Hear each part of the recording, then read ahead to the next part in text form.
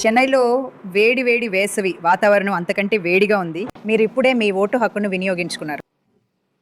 అది చాలా బాగుంది. మేము ఈ వయసులో కూడా ఓటు హక్కును వినియోగించుకోగలిగాము.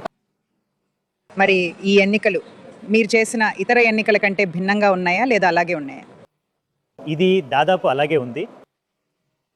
ఏమీ లేదు, పెద్దగా తేడా ఏమీ లేదు. ప్రత్యేకంగా ఏమీ లేదు.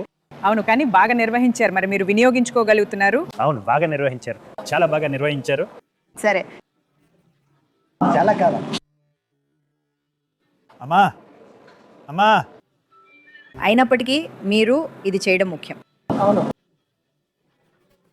హాయ్, మీరు వేచి ఉండటానికి మీ పొడవైన క్యూలో వేచి ఉన్నప్పుడు ఈరోజు మీ ఆలోచనలు ఏమిటి?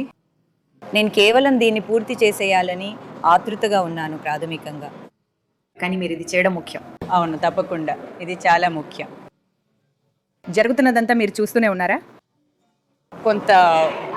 కొంత దిహిదో క్రమ్యమనంతో. అవును సార్, ఓటర్లలో ఓటు వేయాలనే ఉత్సాహం ఎక్కువగా ఉందా? అవునవునవునవును, తప్పకుండా వాళ్ళు తప్పకుండా చేయాలి. ప్రతి ఒక్కరూ తప్పకుండా చేయాలి. తప్పకుండా అయితే ఒక 2 గంటలు పట్టినా కూడానా? అవును. మేడం, మరి మీ సంగతి ఏంటి?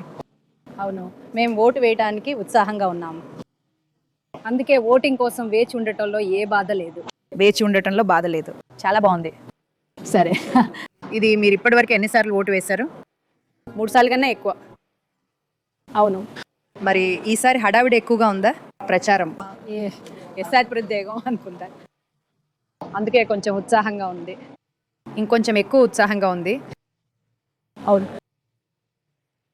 ఓటింగ్ పట్ల మీ ఉత్సాహం ఏమిటి? మరియు ఇది మా విధి మేడం, ఇది మా విధి.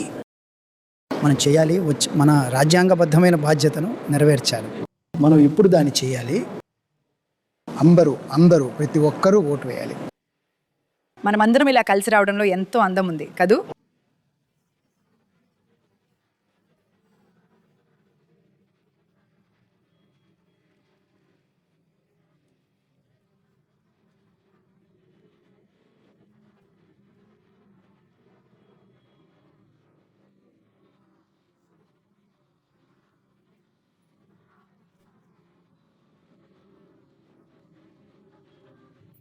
అది నిజమే.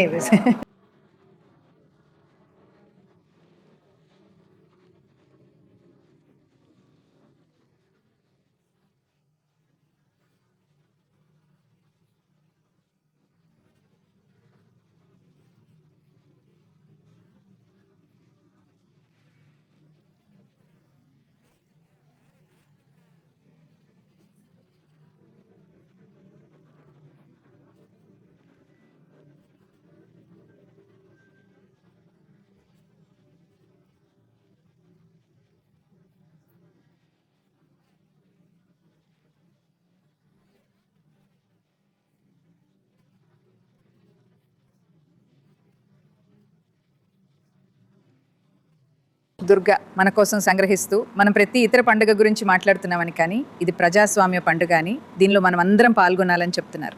మరియు ఆమె ప్రతి ఒక్కరూ వచ్చి ఓటు వేయాలనే విజ్ఞప్తిని చేస్తున్నారు. చెన్నైలో కెమెరా పర్సన్ పాల్ రాజ్తో డీకోడర్ కోసం ఉమా సుధీర్.